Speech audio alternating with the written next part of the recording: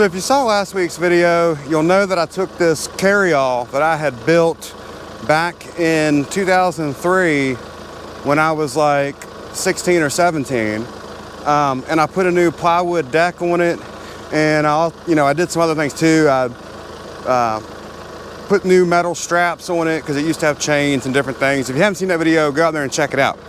What I want to do today is do a little bit of weight carrying test with it, and the way I'm going to do that is use an IBC tote on top of it and fill it with water. First off, the nice thing is I didn't know how the geometry was going to work out, because if you hadn't seen that video, I basically built this thing in 2003, used it for a year or two, and never used it again. So I forgot how everything worked out. But it's nice because the lift pins and all that are low enough that without doing anything to my tractor's 3-point hitch, because there's different holes I can put the arms in and stuff, the rear end goes all the way to the ground. What that allows me to do is just load things up. If one didn't go all the way to the ground, I don't know, I just feel like I would want it to go all the way to the ground if I wanted to roll a boulder on it or anything like that.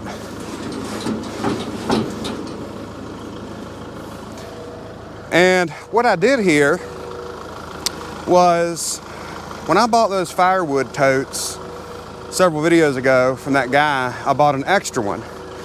And the reason was I knew I wanted to build a man lift basket. So right here that is.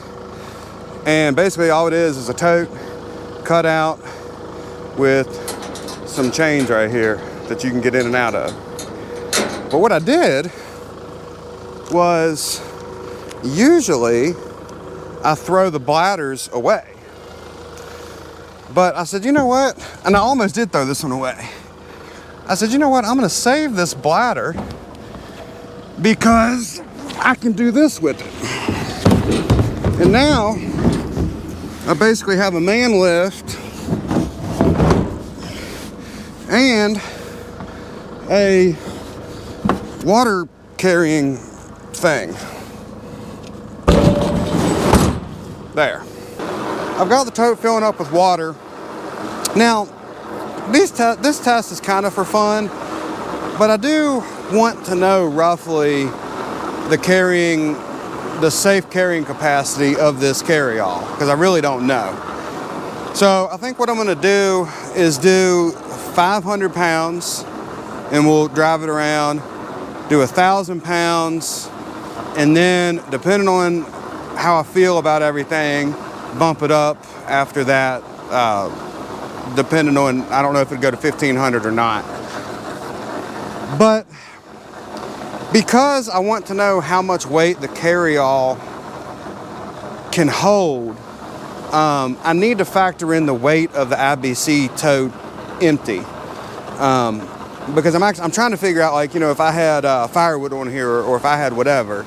I'm not trying to figure out how much water it can hold, because I can use the front end loader to move this around and all of that. So the IBC tote, so to get to our 500 pounds right now, the IBC tote, I looked on several sites, they're 130 pounds with everything you see here and the steel pallet. Some of them have plastic pallet. So 130 pounds. So 500 minus 130 pounds is, we need 370 pounds of water, which is, what was that? 44 gallons of water. It has a mark at 50, so I'll just go a little under 50. While this is filling, I just wanted to point out, I love the size of this thing, the 4 foot wide, because this is the long side of the pallet here. There's a short and a long side.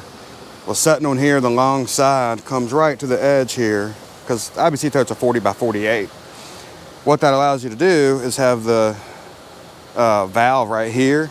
So you could build this, do this exactly how I have it. Say you didn't own a front end loader, and you could hook a garden hose up to that or whatever, and you could go around watering trees or filling water troughs up or whatever. All right, so I've got the 44 gallons in there. The thing's not setting exactly level, so I went a little over 50 on the gauge here. Can you see that? a little over 50. So if it was setting level, it'd be a little under 50, which would be our 44 gallons. So let's pick this up and see how it does.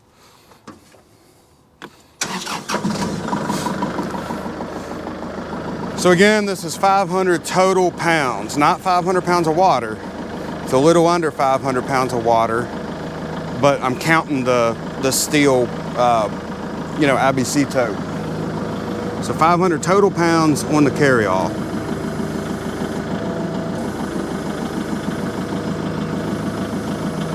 All right, there she is.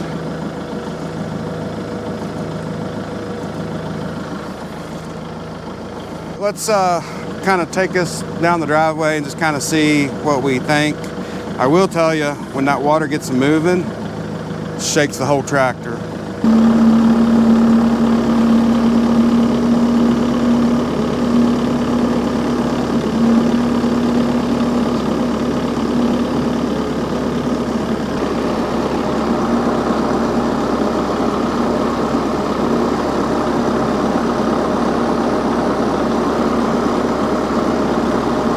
So with the 500 total pounds on the Carryall, handled it great, but I tell you what, I'm not gonna go to 1,500 total pounds. It's just so much weight, so far back, I mean, this is 4 foot total wide. And then it gets to sloshing around and all that, and I really don't wanna break my Carryall. So, I'm gonna stop at 1,000 pounds, which hopefully it handles that well. By the way, it's starting to snow. Do y'all see that? But if you say you were loading, I don't even know what you could load, close to here that would equal 1,500 pounds, but that'd be a whole lot different ball game than all spread out like that. To get my total 1,000 pounds, I got notes on my phone, by the way, that's why I'm using it, but 1,000 minus the 130 steel pallet is 870 pounds of water needed. 870 pounds of water is 104 gallons. That works out real nice because this has a mark right at 100 gallons. So I filled it up to 75 total gallons in there. Right there it is. All right. And if you recall, I was trying to get to about 100 gallons to have a total weight on the Carryall of 1,000 pounds. Again, including the 130 pounds of the steel pallet. But when I got to 75 gallons, I said, well, I'm gonna give it a try. So started the tractor, lifted it, and I mean, it's off the ground now, it's all good. But I'm determining that's as safe as, that's where I want to go. That's max. I mean, you can tell it's on there. And I think what we're dealing with, well, I know what we're dealing with, is just the depth of the Carryall. So the part that I like for most all things, because you have such a big work surface there, it's just really multiplying that weight. So using my phone here, how much weight do we have? 75 gallons of water is 626 pounds.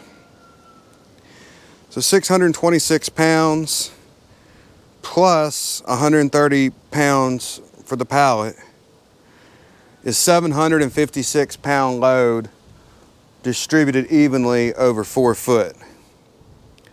So that's a lot of weight. I mean, you can tell it's on there. Matter of fact, I'm not even gonna drive because it gets to moving and sloshing, and you get to sloshing and, effectively add a lot of weight, once it sloshes around. Now, if you were to only use like the first half of this Carryall, which would be 2 foot, I don't even know what you could load that would be this heavy. But it would be, it would be roughly double then. It'd be like 1,500 pounds full capacity. So anyways, I'm happy with that. It's just a lot of weight. There's a lot of weight on that thing. And actually I know it is because the tractor knows it's lifting it. And the tractor has a 2,300 pound 3-point hitch lift capacity at 24 inches behind the pins. So again, I'm not even gonna drive it. I'm gonna drain this water out and be done with it. So we had that little snow squall come in, and I can tell the stain I put on there is doing its job. That water's beaded right up. So anyways, guys, I hope y'all enjoyed this video. I know it wasn't like, you know, super crazy or whatever. It's just doing a little test out here, but I think it could give y'all a lot of ideas or things to think about or whatever. You might be wanting to build a carryall yourself. You might be wondering how much you could carry on a carryall that you already have. You might be wondering, you might have like pallet forks. You ever seen those? I have a set of those ones. It's just angle iron, and it's L-shaped. You know, you can get it at Tractor Supply or whatever, and you can throw a pallet on those things. So you might do that and then put an IBC tote on one of those, and kind of want to know what you can lift. So anyways, there's all kind of takeaways from this video. With that said, guys, I want to thank y'all for watching this video. I hope you enjoyed it, and we'll catch you next time.